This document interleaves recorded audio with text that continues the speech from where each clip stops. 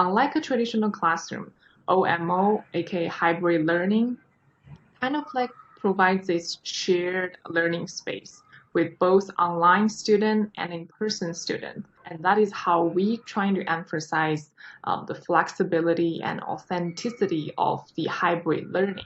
So Matt is he is currently in Ho Chi Minh City in Vietnam, and he's the academic affairs coordinator at ICANN School in Ho Chi Minh City, and he has been an expert in training and preparing students for the hybrid learning classroom. And today, he's going to bring his insights on how to prepare those type of class and teaching mode.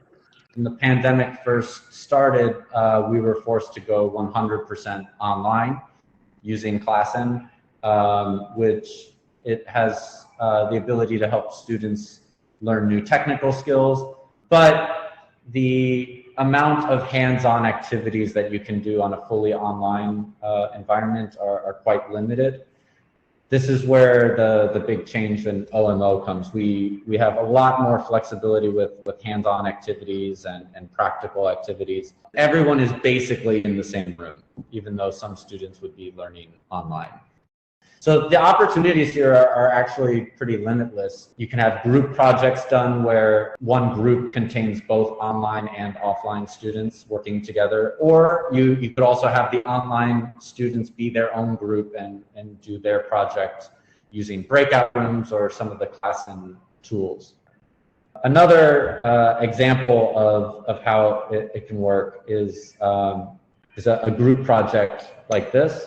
Offline, the students are creating these plates or meals, basically a virtual food fair. And the online students are given the same assignment, but they do it online using the ClassIn tools. So collaboration is possible through many different avenues. You can group the online students together and have them work together online, which is a skill we've all become accustomed to now. Or you can have online students mixed together with offline students. Basically, you just need to move the laptop to the specific group, and they can join in and work like that.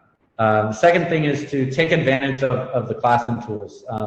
ClassIn has done a really good job of making virtual alternatives to many of the tools teachers use in a normal class. So you have the blackboard for them to write on or draw their ideas. You have the small blackboard for more individualized work. You have breakout rooms for group activities and stuff like that. So Francis is Director of Counseling at Xi'an High School, and also he is the counselor in residency of CLFO. And today he's going to bring his insights on how to create this type of learning and how to use this creative energy to engage students. To understand also like how technology can play a role in helping our students.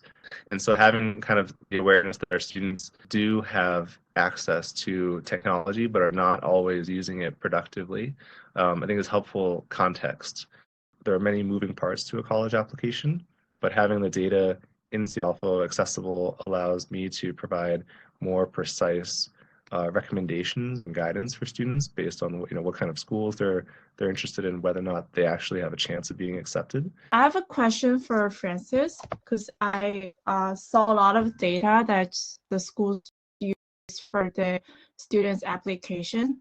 So since I think the lockdown and the online learning change the way that the students apply for college and how they learn in school. So what values more now in applications?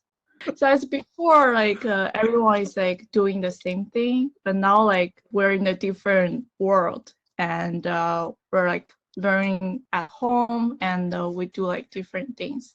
I guess from my perspective, generally international students or students who are not applying to universities in their home country, based on the data that CLFO has, is generally speaking, overwhelmingly just two factors decide where they apply and where they enroll. And that's ranking and cost? We explored a lot. We knew pretty quickly that we didn't want to use Zoom or Skype. Nothing against those companies, but they seem to be more designed for business meetings, or at least older students.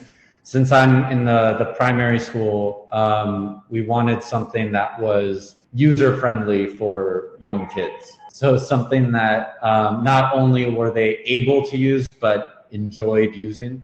So ClassIn has tools where you can either randomly select a student, or a little bubble pops up on the screen and the first student to click it is called on. So there's a few little tools like that I think some of the other platforms overlook, that are really specifically effective for education, and especially young learners. What I tell my teachers here is that, like, forget if it's online or offline for a moment. When you're planning your lesson, or planning the syllabus or curriculum, think about like what your learning objectives are, and find ways to bring those into an OMO setting without compromising them, or compromising them as minimally as possible.